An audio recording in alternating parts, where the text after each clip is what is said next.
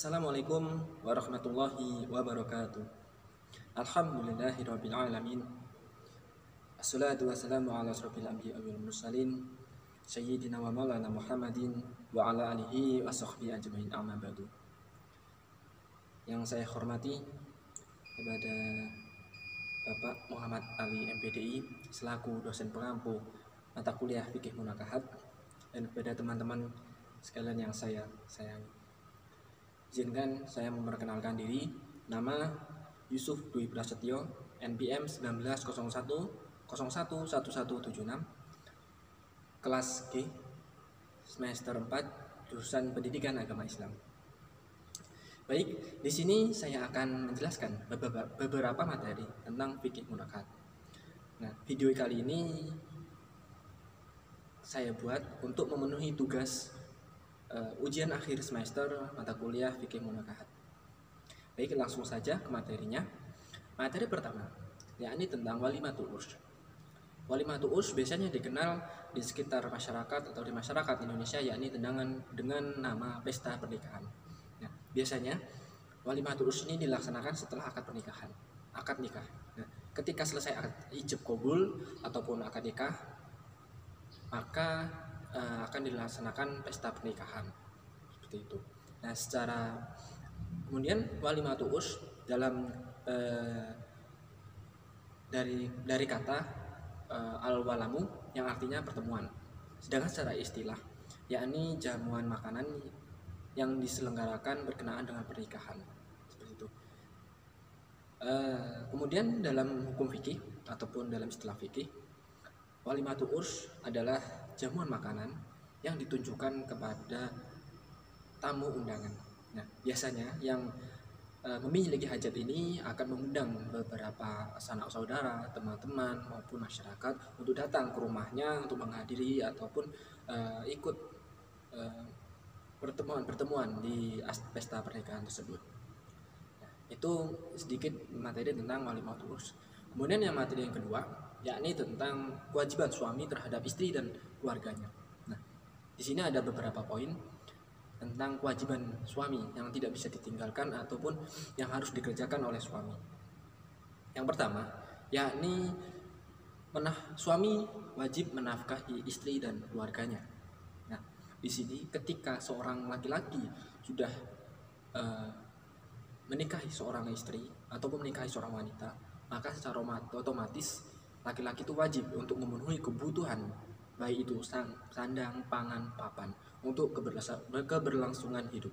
Nah, jika tidak memenuhi kebutuhan tersebut atau tidak menafkahi istrinya ataupun anak-anaknya yang ketika sudah mempunyai anak, maka dosa seorang suami tidak memenuhi kebutuhannya. Jadi ketika sudah menjadi seorang suami, seorang laki-laki harus memenuhi kebutuhannya ataupun menafkahinya untuk keberlangsungan kehidupannya.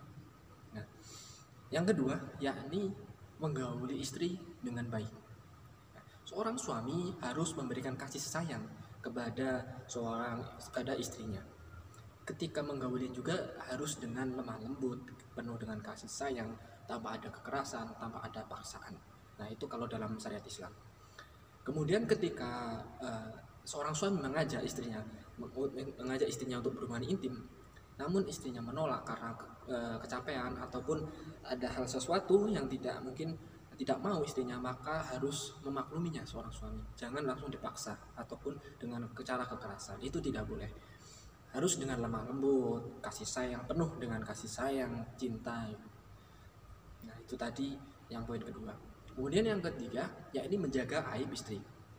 Ya, seorang suami harus menjaga aib, baik itu aib privasi ataupun secara umum kepada orang lain. Jadi jangan sampai seorang suami itu membeberkan apa yang ada pada istrinya kepada orang lain. Jadi harus menjaga aib, karena aib istri adalah aib keluarga juga. Jadi jangan sampai orang lain itu tahu tentang dirinya atau tentang istrinya tersebut. Kemudian yang selanjutnya, yang keempat, yakni memperlakukan secara baik. Ya. Seorang laki-laki ketika menikahi atau sudah menikahi seorang istri, itu berarti semua tanggung jawab ayahnya ataupun keluarga ataupun orang tua si wanita tersebut sudah dilimpahkan kepada pria tersebut atau suaminya. Jadi harus semestinya seorang suami itu harus memperlakukannya dengan baik apa ya terhadap istrinya. Jangan sampai ada kekerasan, kemudian jangan sampai juga ada eh, apa namanya itu eh, tindak-tindakan yang tidak sesuai dengan apa-apa, ataupun intinya jangan sampai melakukan kekerasan terhadap istrinya. Lakukanlah dengan baik istri Anda gitu. Kemudian yang selanjutnya tadi yang keempat, berarti yang kelima. Yang kelima adalah membimbing istri. Ya. Seorang suami adalah kepala rumah tangga. Kepala rumah tangga berarti itu pemimpin, imam, ya, sedangkan imam. Jadi seorang pemimpin itu harus bisa mendidik ataupun membimbing bawahannya. Bawahannya siapa? Ya, ini istri dan anak-anaknya. Membimbing ke jalan yang baik sesuai dengan syariat-syariat Islam, kehidupan yang baik. Kemudian jika ada yang salah maka harus diingatkan. Yang selanjutnya yakni menghormati orang tuanya. Menghormati orang tua, menghormati berarti orang tua istrinya berarti ya. Jadi ketika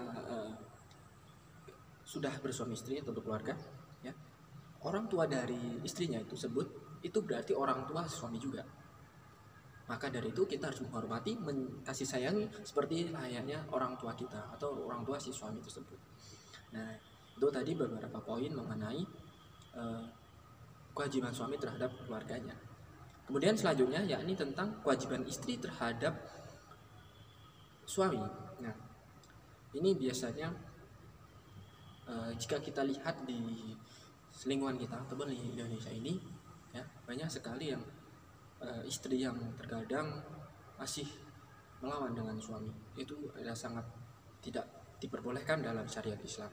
Jadi seorang istri itu harus patuh, harus patuh, harus melayani suaminya dengan baik. Jangan sampai membantahnya, jangan sampai menolaknya. Ketika suami meminta ini atau suami meminta A atau B, itu harus diturutinya. Semisal seperti ini, suami meminta bikinin kopi, nah, maka seorang istri harus menurutinya, harus membuatkannya, harus patuh terhadap suaminya. Kemudian semisal lagi, jika seorang istri akan berpergian dengan hal yang baik itu maksudnya, ya, bukan hal-hal yang senonoh ataupun tidak baik itu. Intinya kegiatan yang baik di luar rumah gitu. Maka sewajarnya maka seorang istri harus minta izin terhadap suaminya. Jika tidak minta izin maka berdosa ataupun tidak pantas gitu. Harus minta izin kepada suami karena suami adalah pemimpin, imam. Jadi papa harus minta izin. Jadi jika terjadi apa-apa maka suaminya akan bisa dapat bertanggung jawab. Seperti itu. Baik, selanjutnya yakni materi keempat tentang nafkah, kiswah, dan tempat tinggal. Nah, nafkah ini adalah secara bahasa dari bahasa Arab yakni infak atau pengeluaran. Ya, infak itu artinya pengeluaran. Nafkah adalah pengeluaran dalam hal kebaikan, berarti bukan dalam keburukannya. Kemudian nafkah ini dikeluarkan oleh suami ataupun dicari suami yang akan diberikan kepada istrinya.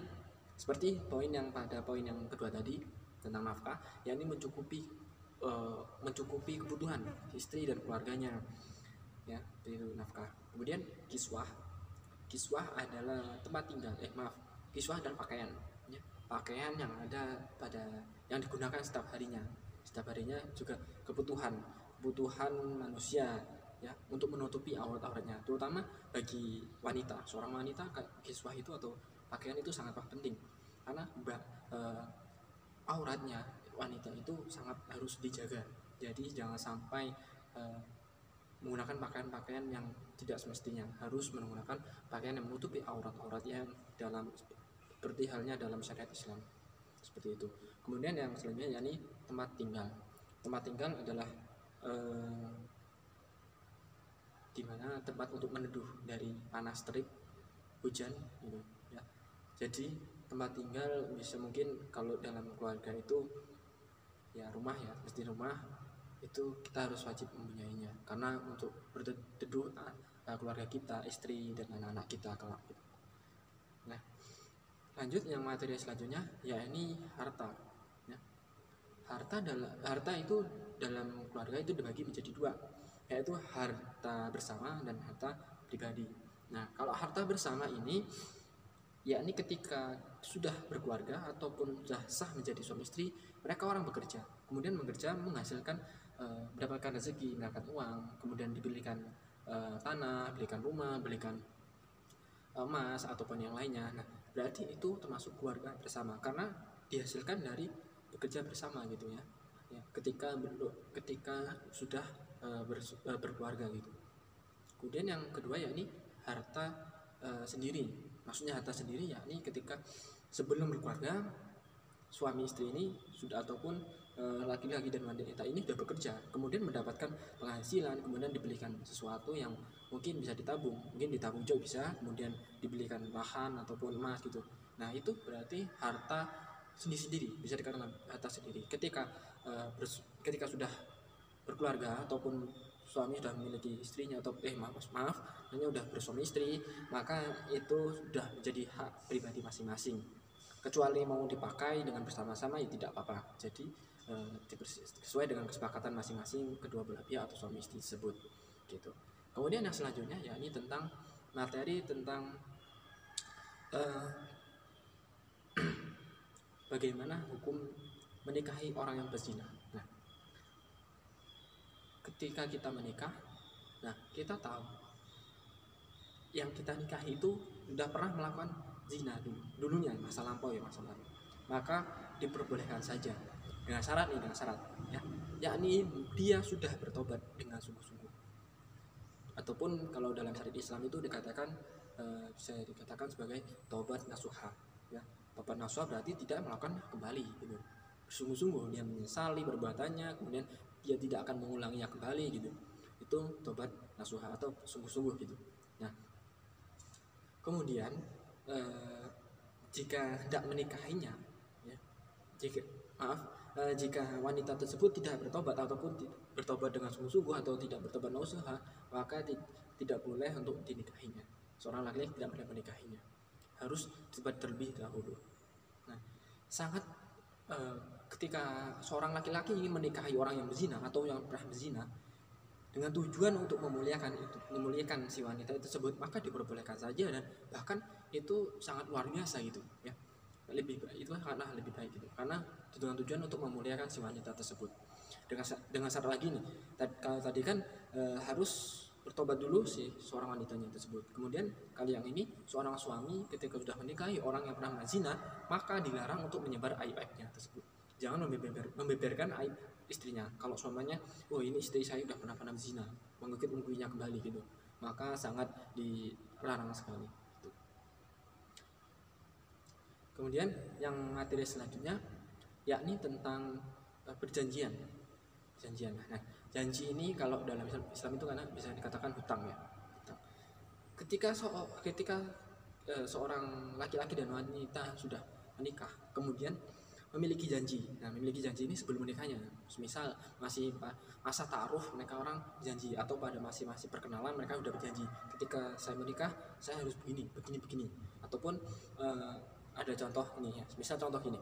Seorang laki-laki berjanji pada seorang wanita, kalau saya menikah dengan Anda, maka saya akan menemani, saya akan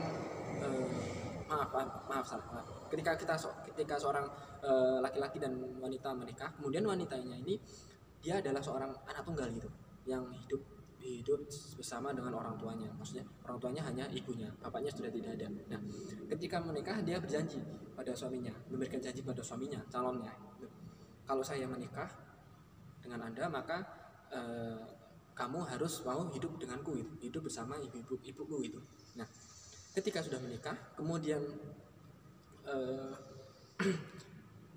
beberapa bulan seorang laki-laki tidak menepati janjinya ataupun tidak ingin tinggal bersama ibunya ya, ibu si wanita tersebut, maka seorang istri berhak untuk meminta cerai kalau memang benar-benar tidak mau, karena itu sudah janji dan harus ditepatinya.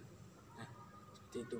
Jadi ketika seorang suami istri ataupun suami istri itu ketika sudah berjanji, maka harus ditepatinya, harus dibayar, karena itu sudah sebuah hutang gitu ya. Ada lagi contoh ya, ini kalau semisal seorang laki-laki seorang perempuan berjanji kalau semuanya kamu ketika kita sudah menikah dan kamu menikah kembali, maka saya akan bercerai gitu. Nah, maka itu tidak apa-apa, tidak berdosa, hilang dosanya. Akan tetapi jika ketika eh, ketika tidak berjanji, kemudian si laki-laki itu menikah atau suaminya menikah kembali dan dia minta cerai, maka itu haram. Haram. Jadi jangan sekali-kali wanita itu meminta cerai gitu ya. Karena toh juga seorang laki-laki tidak diharapkan atau eh, tidak dilarang ketika menikahi lebih dari satu gitu. Nah, asalkan untuk dengan asalkan yaitu tadi, ataupun bisa dikatakan untuk memuliakan seorang wanita ataupun untuk memberikan kebahagiaan lagi, juga berbagi kebahagiaan seperti pada zaman Rasulullah SAW.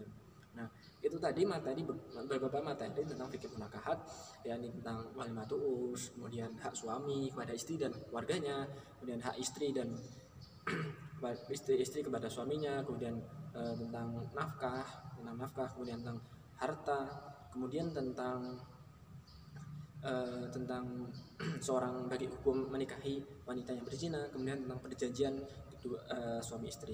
Nah, itu tadi beberapa poin yang sudah saya jelaskan.